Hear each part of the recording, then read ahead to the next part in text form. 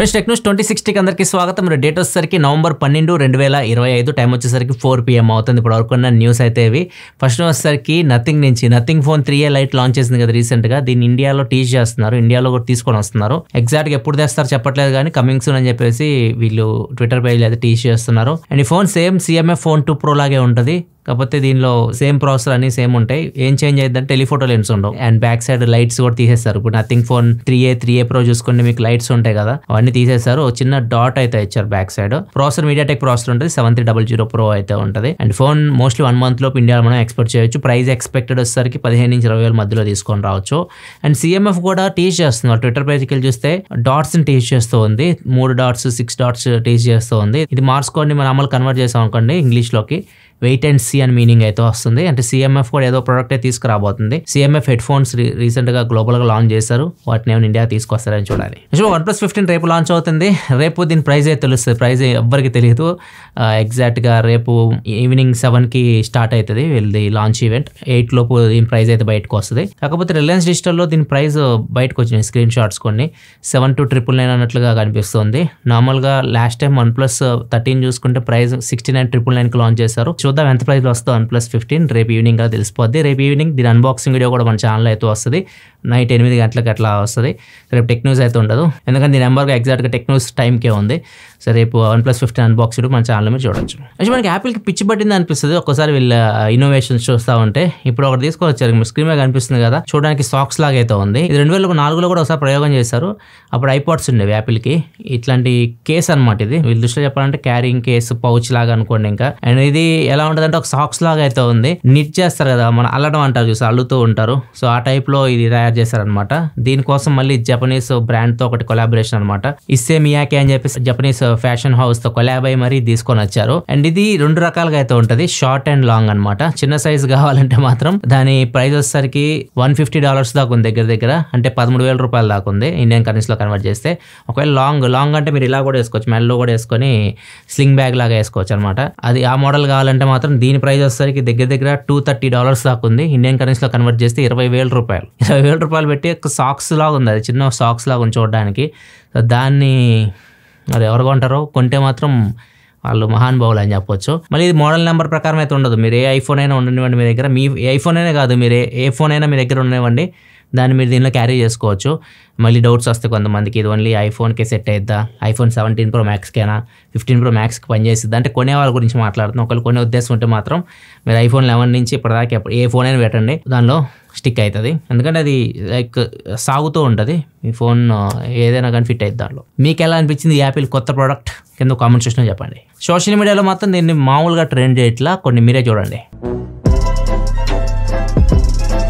Next news దగ్గర వెళ్ళే ముందు డీల్ ఆఫ్ ది డే చూసుకుంటే పూమా బ్యాక్ ప్యాక్ 627 రూపీస్కి వస్తుంది. ఓన్లీ బ్లూ కలర్ మాత్రమే ప్రైస్కి అయితే వస్తుంది, మిగతా కలర్ 900 పైన ఉన్నాయి. ఒకవేళ మీరు డీల్ చెక్ చేయాలనుకుంటే కింద డిస్క్రిప్షన్ లింక్ ఉంటుంది, అక్కడ నుంచి చెక్ చేయొచ్చు. నెక్స్ట్ మనకి గూగుల్ మార్చ్ 2026 నుంచి ఒక కొత్త అప్డేట్ తీసుకురాబోతుంది ప్లే స్టోర్ లో. మనం నార్మల్గా యాప్స్ ఇన్స్టాల్ చేస్తూ ఉంటాం కదా, ఏ యాప్స్ మనకి ఎక్కువ బ్యాటరీని డ్రైన్ చేస్తూ ఉంటాయి బ్యాక్గ్రౌండ్ లో, వాటిని ఐడెంటిఫై చేసేసి మనం ప్లే స్టోర్ లో ఆ యాప్, ఒకవేళ కొత్త వాళ్ళు ఎవరైనా యాప్ ఇన్స్టాల్ చేసుకోవడానికి వచ్చారనుకోండి ప్లే స్టోర్ లో, ఆ యాప్ కింద చూపిస్తూ ఉంటుంది ఈ యాప్ కొద్దిగా బ్యాటరీ ఎక్కువ డ్రైన్ చేసేది అన్నట్లుగా. దాని ప్రకారం మీరు డిసైడ్ అవ్వచ్చు ఆ యాప్ ఇన్స్టాల్ చేసుకోవాలి వద్దు. నెక్స్ట్ మనం వివో నుంచి వివో X300 సిరీస్ ని టీచ్ చేయడం స్టార్ట్ చేసేస్తుంది.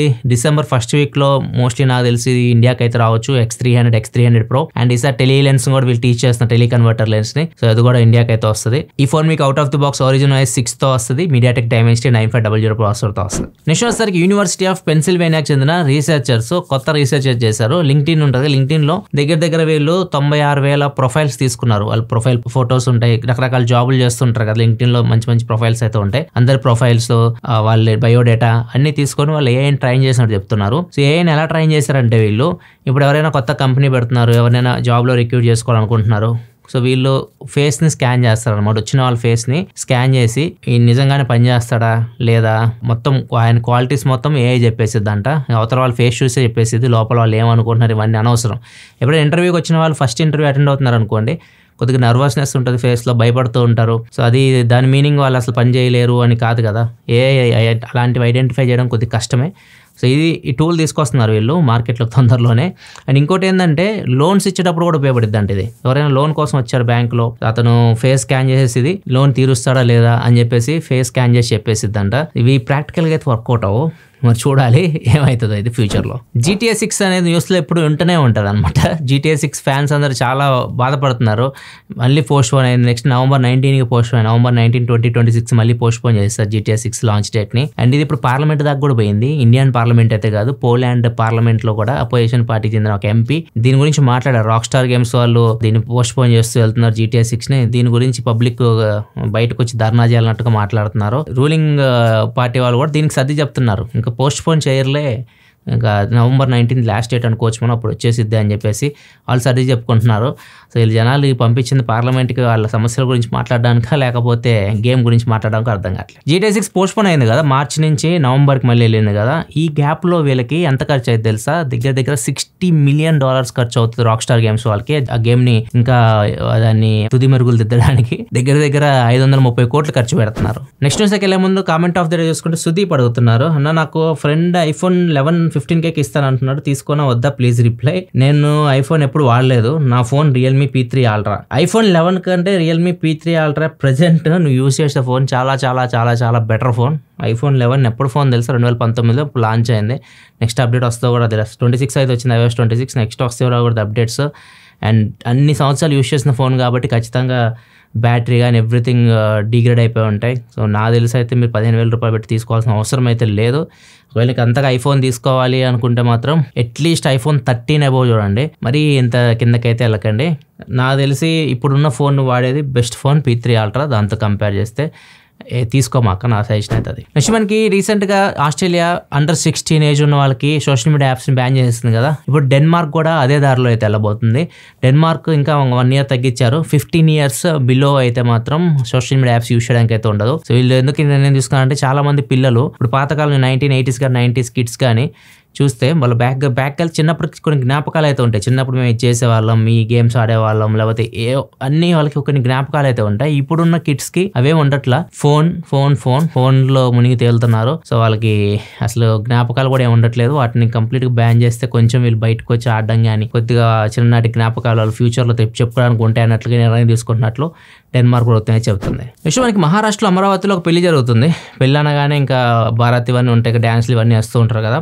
మొత్తం పెళ్ళంతా నడుస్తూ ఉంది. మధ్యలో పెళ్లి కొడుకు దగ్గరికి వచ్చేసి ఒక ముగ్గురు కత్తి తీసుకొని ఒక 3 సార్లు పొడి చేసి పారిపోయారు. వీళ్ళని డ్రోన్ ట్రాక్ చేసింది. ఈ పెళ్ళిలో డ్రోన్స్ యూజ్ చేస్తూ ఉంటారు కదా. సో ఆ డ్రోన్ మాత్రం వదల వీళ్ళు వెళ్తున్నప్పుడు ఆ డ్రోన్ ఎవరైతే ఆపరేట్ చేస్తున్నారో అతను వీళ్ళని ఒక 2 kilometers వెంబడించాడు. అక్కడ వాళ్ళు మాస్కులు తీశారు ఒక చోట. అక్కడ పోలీసులకి ఇన్ఫర్మేషన్ ఇస్తే వీడియో ఫుటేజ్ ఇస్తే వాళ్ళని అరెస్ట్ చేశారు.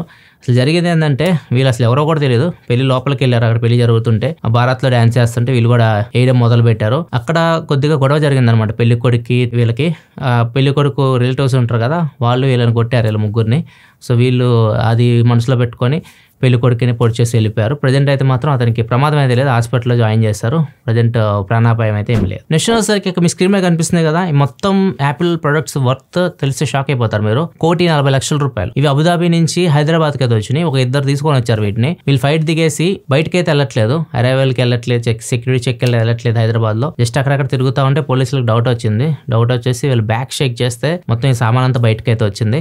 దగ్గర ఇవి 1,40,000 రూపాయలు వర్త్ ఉంటాయి. iPhone 17 Pro Max ఎక్కువ కనిపిస్తా ఉన్నాయి. అండ్ దాంతోపాటు యాపిల్ వాచ్లు ఉన్నాయి, చాలా ఈవెన్ డ్రోన్స్ కూడా ఉన్నాయి. ఈ డ్రోన్స్ కూడా ఇండియాలో కొన్ని బ్యాన్ అయిన డ్రోన్స్ కూడా చాలా అయితే ఉన్నాయి. ఇండియాలో పర్మిషన్ కూడా లేదు వాటికి.